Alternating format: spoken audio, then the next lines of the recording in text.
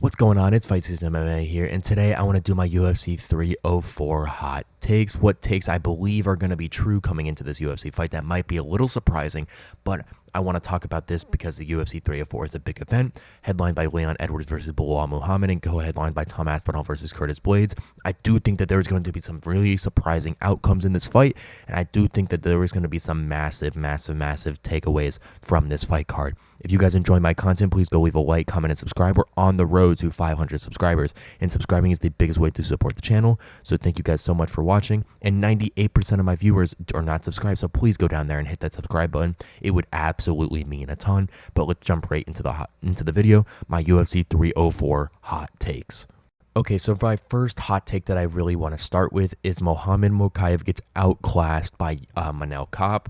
And this take, I believe, is happening because of how high I am on Manel Kape and of how Muhammad Mokaev has looked in some of his previous last fights. We all know that Muhammad Mokaev is an undefeated fighter, I think at 12-0 in the UFC flyweight division. And this card just got moved to the featured prelim of UFC 304 from the main card. But I do think that Manel Kape is going to go in there and really put a beating on Muhammad Mokaev to take his zero off of his resume and to really put a staple on this fight. Manel Kape is such a good, well-rounded fighter. His last fight was at UFC 293 in Perth last year as fighting Felipe dos Santos, and he looked amazing in that fight. Everything that he did was so crisp.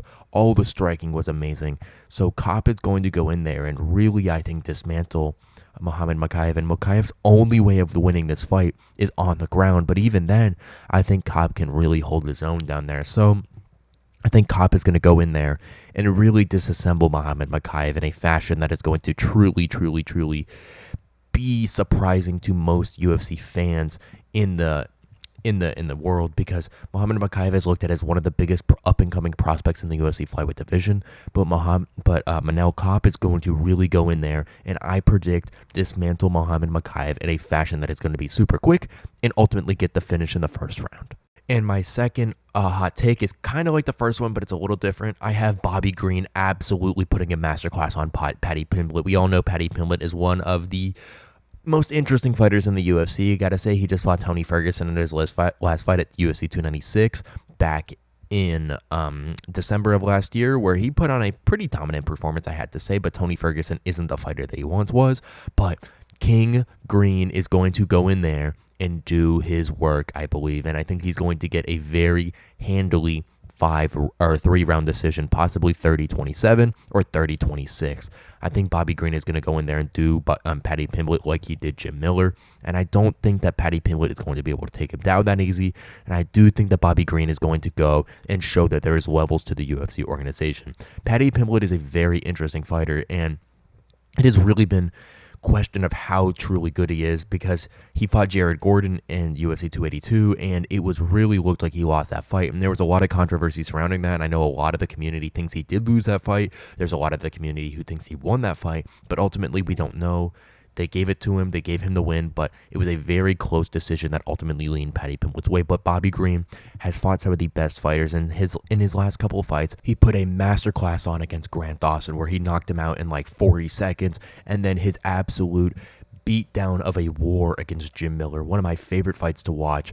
Truly, Bobby Green showed that there is levels in the UFC, and that fight against Jim Miller fully displayed that at UFC 300. Bobby Green is one of my favorite fighters in the UFC for his unusual style, his characteristics of just absolute war in the UFC octagon, and now that he changed the name to King Green, I only think that that's going to help him beat Paddy Pimblett. I think that's going to give him the confidence, and I think Paddy's going to be in for a very long night. Ultimately, I think Bobby Green smashes Paddy Pimblett very easily, derails the hype train that is Paddy Pimblett in the UFC, and I think that this is going to go down as one of the biggest projects the UFC has, and Bobby Green is going to do it in very incredible fashion. The next hot take I have is Tom Aspinall is going to go out there and beat Curtis Blades. 3 minutes of the fight. Last time I predicted that Tom Aspinall fought, that I said Tom Aspinall would get the KO under 2 minutes, and that was still my favorite prediction that I've ever had to myself. Just watching that fight and seeing Tom Aspinall do that, I really knew that Tom Aspinall was an incredibly special fighter. But this time I'm going to say Tom Aspinall gets the finish within 3 minutes of this fight. Tom Aspinall is such a special fighter, and I think if Curtis Blaydes sits there and trades with Tom Aspinall, I think it's going to be a very hard fight for him.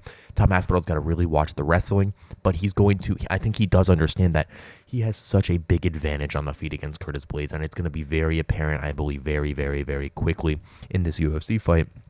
Curtis Blaydes is an amazing wrestler, and I think he's going to have to put that on display to really show Tom Aspinall that he has a chance in that octagon. But I think Tom Aspinall is going to be too fast, too strong, and just too smart to be able to fight this fight with Curtis Blaydes that he really wants to do. And I think Tom Aspinall is going to put him in a wheelchair very quickly in this fight.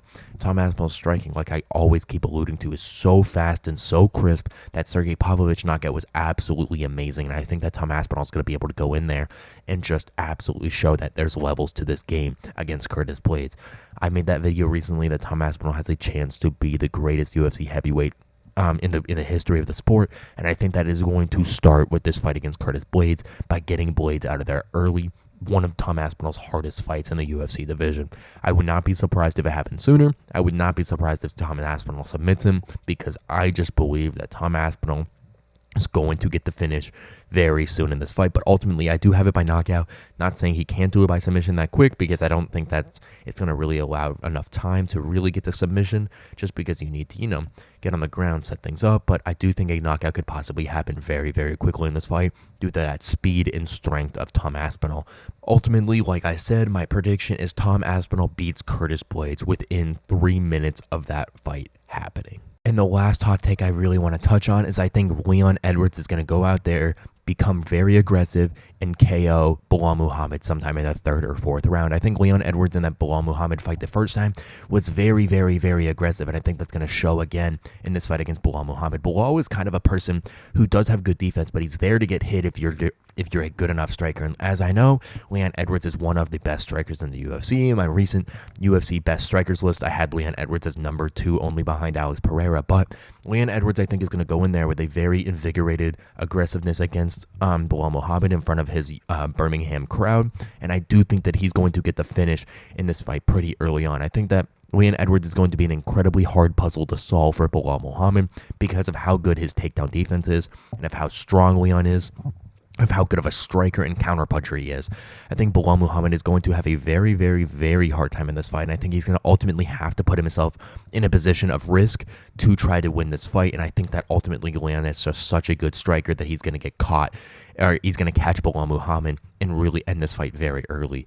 But yes, I do think that Leon Edwards is going to get the KO in round 3 or round 4, and I do think that that is an incredibly hot take because we all know that Leon Edwards is kind of a point fighter. He isn't that aggressive, but I think that Leon Edwards is going to feel comfortable in there against Belal Muhammad this time, especially since he was really knocking him around in that first fight to ultimately get a very decisive victory, showing that he is one of the best UFC welterweights to ever exist. Like I said, Leon Edwards gets the finish against Belal Muhammad in the UFC main event at UFC 304 in either round 3 or round 4 handily. Thank you guys so much for watching my UFC 304 hot takes, and please let me know if you agree with these hot takes. These are just some of the ones that I really wanted to hit on prior to UFC 304 happening. My UFC 304 breakdown and predictions video is going to be coming out tomorrow, so please go check that one out when it releases. If you guys enjoy the UFC content, please leave a like, comment, and subscribe. Subscribing is the best way to support the channel, so please go down there and hit the subscribe button. We're on the road to 500 subscribers, and it would mean so much if you guys went down there and hit that subscribe button. Thank you guys so much for watching this episode of Fight Season MMA. More UFC content and news will be dropping very soon, so please stay tuned, and I will see you guys when that releases.